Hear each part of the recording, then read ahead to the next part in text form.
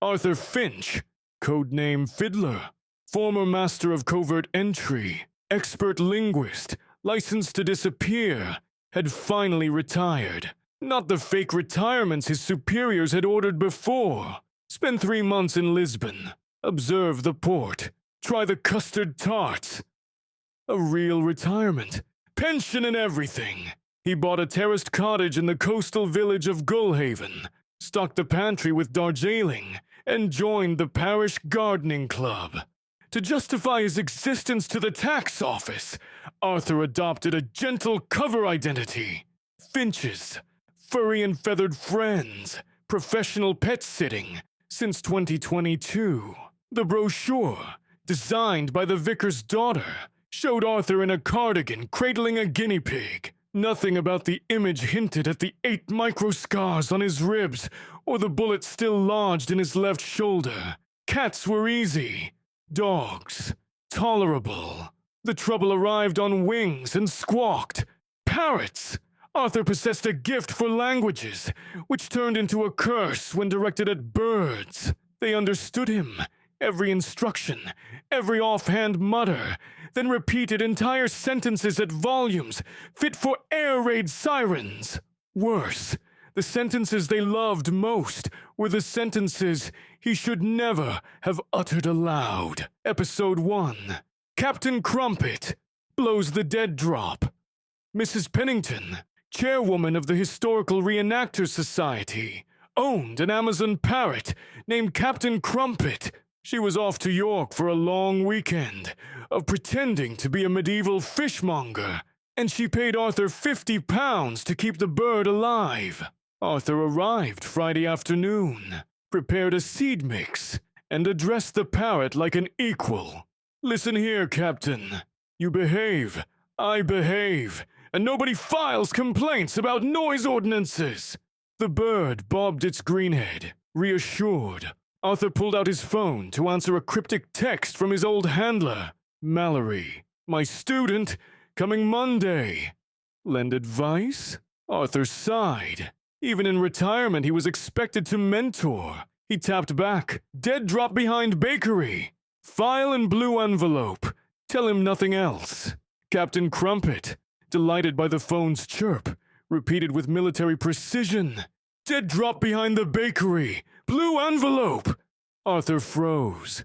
It was probably fine. The parrot would forget by morning. It did not.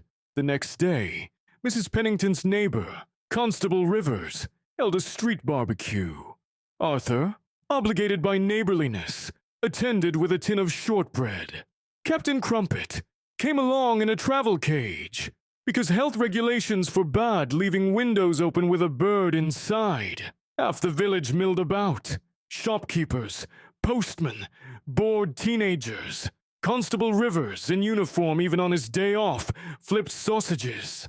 All was peaceful until someone bumped the cage. Captain Crumpet's beady eyes widened. He puffed his feathers and screamed, Dead drop behind the bakery! Blue envelope! Conversation ceased. Mrs. Doolan from the bakery looked horrified. Constable Rivers angled his head. What was that about the bakery, then? Arthur chuckled. The practiced disarming chuckle that once convinced a border guard he was an accordion salesman. Bird nonsense, Constable. He's been binge-watching spy dramas on telly. Rivers laughed politely, but Arthur saw gears turning. The policeman would inspect every crate behind the bakery.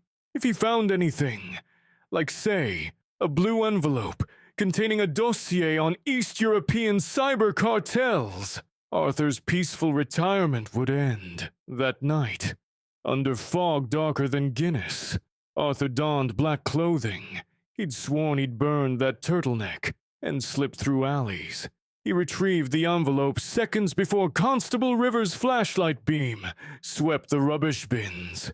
2 minutes later, the policeman left, scratching his head. Back home, Captain Crumpet greeted Arthur with a smug, "Pretty boy ruin master's cover!" Arthur glared. "One more stunt, and you're seedless until Tuesday." The bird laughed like a pirate. Episode 2. Tango and Cash. Reveal the laundry after Captain Crumpet. Arthur swore off Parrots. Fate, however, is spiteful. Mrs. Delgado, owner of twin scarlet macaws named Tango and Cash, booked Arthur for an entire month while she trekked the Andes. Arthur couldn't refuse. The fee would fund the koi pond he wanted for the garden. He researched macaws. Loud, clever, prone to jealousy. Fine. He was loud, clever, prone to paranoia. Symmetry. Day 3. The birds perched on a curtain rod while Arthur FaceTimed Mallory. The agency had finally accepted his resignation, but Mallory still rang him as a friend. "You look fit, Fiddler," Mallory said. "Enjoying obscurity." "Some complications," Arthur admitted, eyeing the macaws. Mallory chuckled. "Old habits. By the by, if you still have the go bag from '97, burn the contents. We've reason to believe the Russians copied the cipher tables." Arthur swore softly. "Copy that. Night is silent, but the laundry sings." It was an old confirmation phrase. Nonsense to civilians. The macaws tapped their beaks in excitement. Arthur ended the call, realized what he'd done, and begged the birds, "Forget that sentence. Forget everything. Repeat after me. Polly wants a cracker." Tango ruffled its feathers. "Night is silent," Cash chimed, "but the laundry sings." Arthur considered faking a house fire and fleeing. Instead, he double-checked that all windows were closed. 2 days later, the Rotary Club held a charity auction at the community hall. Mrs. Delgado had volunteered Tango and Cash for a Meet the Exotic Birds booth, and Arthur, contractual obligations in mind, brought them. Everything was fine until the auctioneer raised a hand. "Who'll start bidding for this lovely hamper of local cheeses?" Silence. Then Tango shrieked, "Night is silent!" Cash followed. "But the laundry sings!" Head swiveled. Dr. Whitcomb, a retired codebreaker for GCHQ, dropped his paddle. He recognized Fieldcraft Cant the way beekeepers recognize honey. After the event, Whitcomb cornered Arthur near the carrot cake. "Funny thing, those macaws," he said. "Phrase like that. Sounds like a response code. UX service." Arthur pretended confusion. "Service. I fix lawnmowers on weekends." Whitcomb smiled.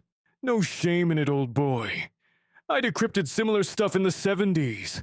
If you're in trouble, my lad at the Home Office still owes me."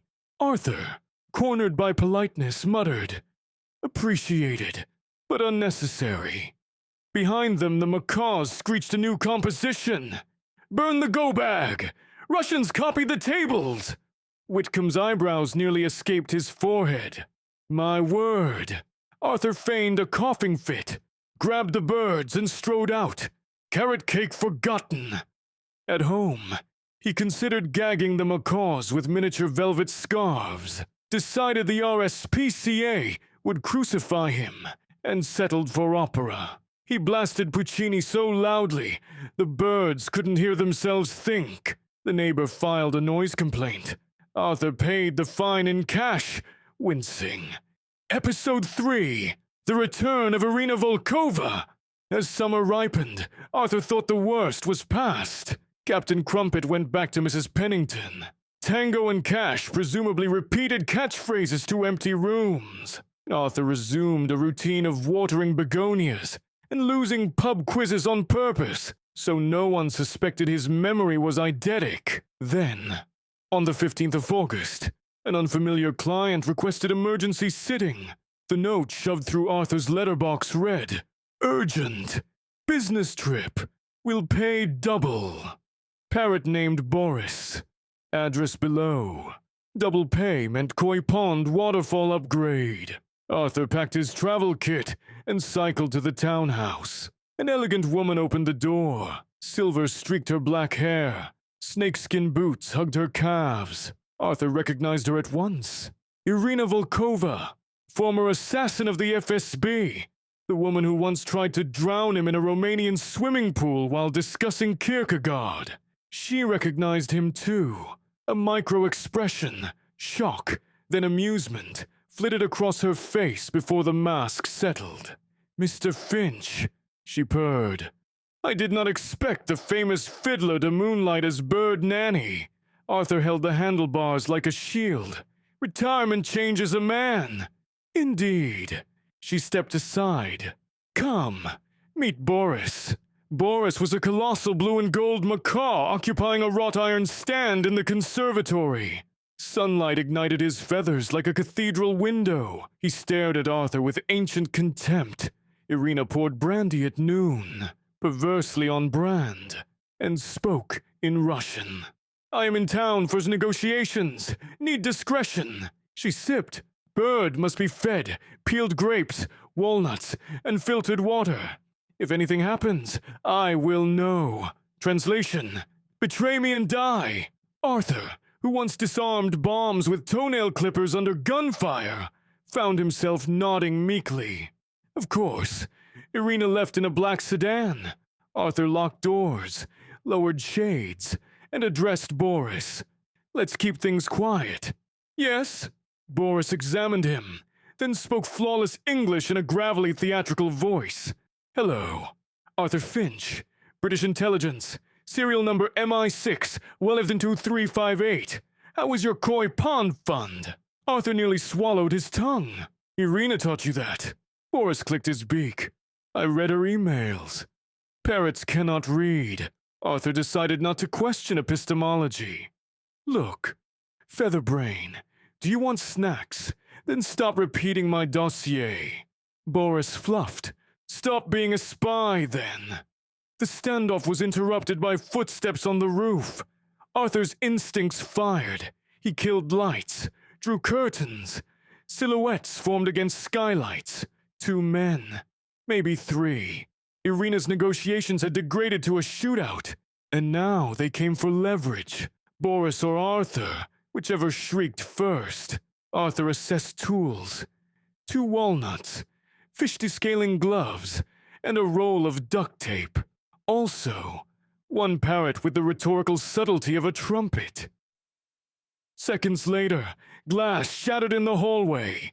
Masked intruders rappelled in. Arthur grabbed Boris's stand and pivoted it like a lance, bowling 1 man down the staircase. Boris shouted, "Intruders! At 6 o'clock! Eliminate with extreme prejudice!" Arthur winced. "Could we not, please?" The other intruder aimed a pistol. Arthur hurled the walnut bag. It struck the man's wrist. The gun fired into ceiling plaster. Boris cackled.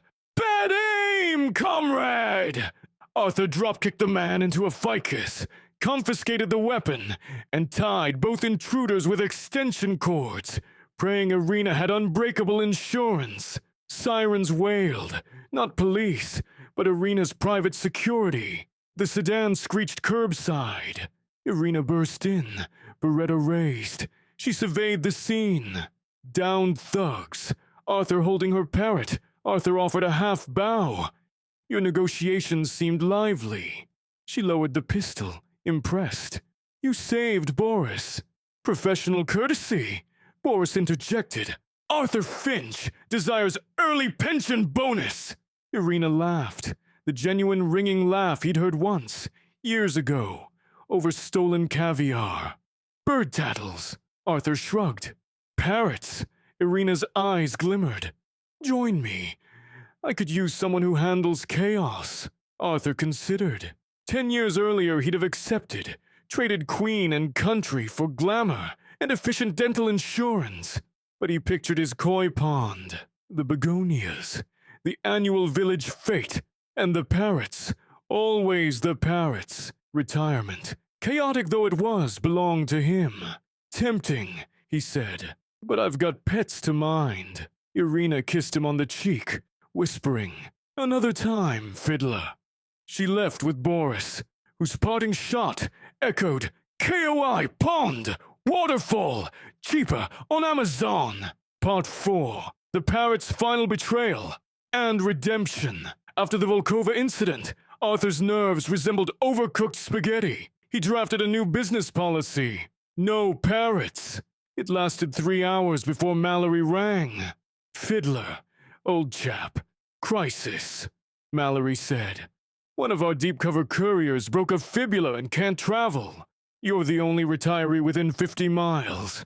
Just a simple handoff at the train station. No violence." Arthur groaned. "I'm a civilian." "Yes, and civilians are invisible. Take a bag of bird feed. Look like a pet sitter. In and out." Arthur relented. "The plan. Meet an operative named Saltpeter on the 1445 from Bristol.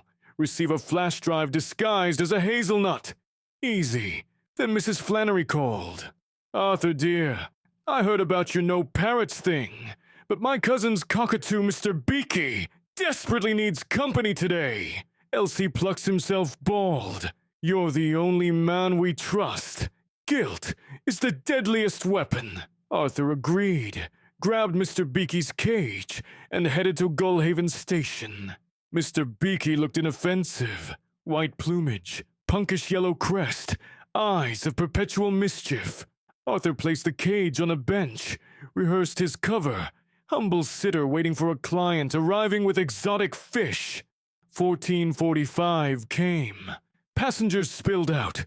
Tourists, students, a nun with roller luggage. No one matched Saltpeter's description. Arthur tapped a code into his phone. "Wholesale market busy." Translation: "Where the devil are you?"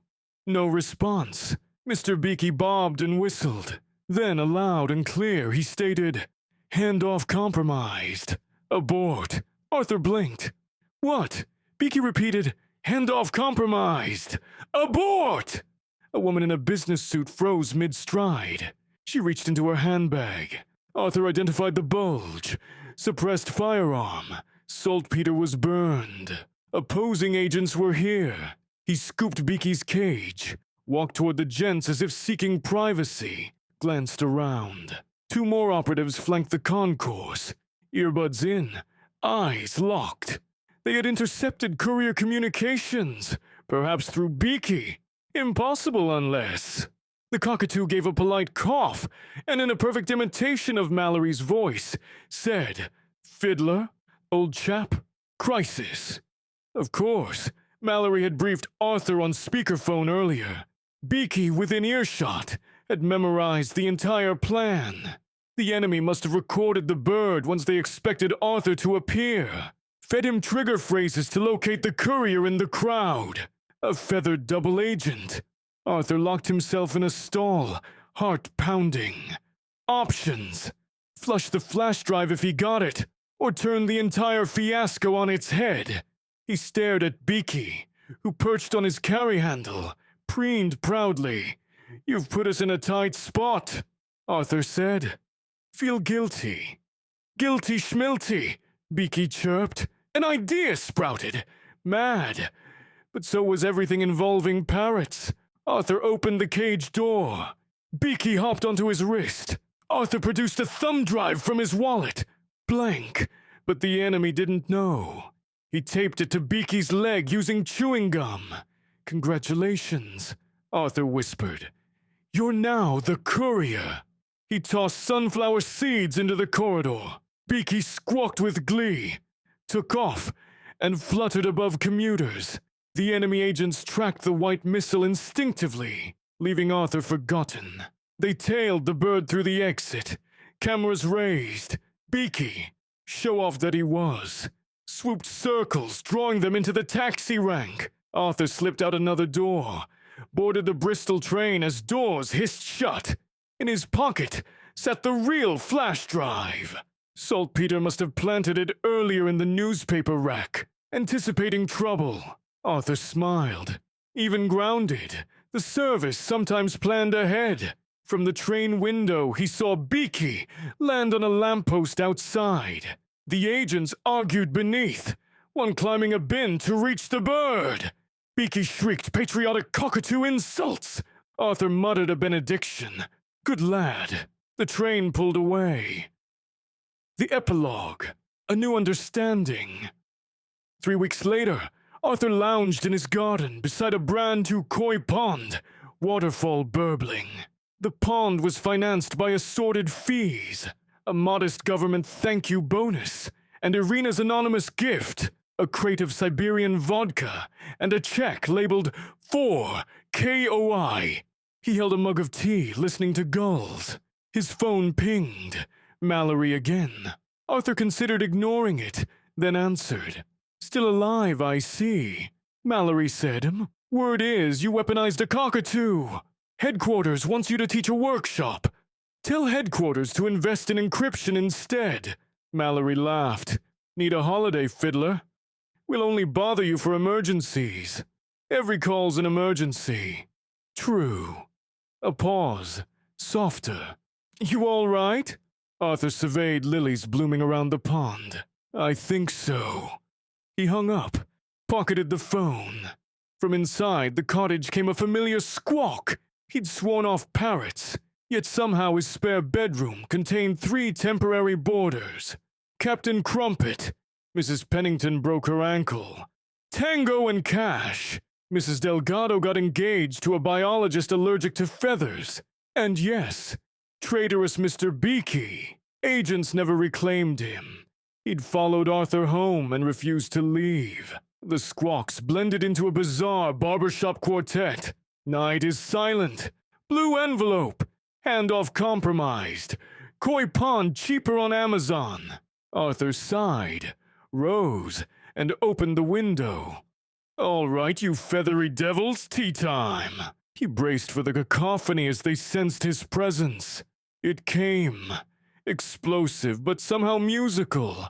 A chorus of espionage bloopers echoing across Gullhaven. Neighbors probably assumed he was streaming an action film at max volume. Arthur tuned it out and watched Koi glide under lily pads. Bright streaks of gold in tranquil water. The world could leak passwords through parrot beaks, but in this garden, amidst orchestral absurdity, Arthur Finch was finally, indisputably, retired. Well, retired-ish.